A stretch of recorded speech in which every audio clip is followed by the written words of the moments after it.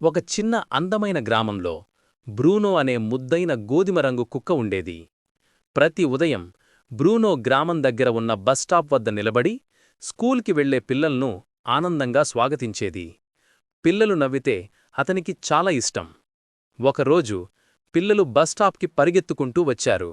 Bruno వారితో కలిసి road cross చేయడానికి సహాయం చేశాడు. అతను జాగ్రత్తగా చూస్తూ వాహనాలు వాగిన తరువాత పిల్లల్ను సేఫ్గా దాటించాడు. అంతలో నల్ల మేఘాలు ఆకాశాన్ని కమ్మేశాయి.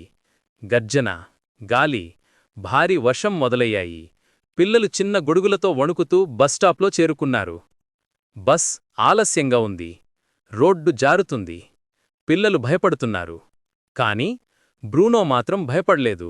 అతను ధైర్యంగా పిల్లల ముందు నిలబడి వారిని వర్షం నుండి కాపాడాడు. దూరంగా స్కూల్ బస్ రోడ్డు మూలలో ఆగిపోయినట్టు అతను గమనించాడు. ఒక్క క్షణం కూడా ఆలస్యం చేయకుండా బ్రూనో తీవ్ర వర్షంలో పరిగెత్తి నీళ్లు చిందిస్తూ బస్ దగ్గరకు చేరాడు.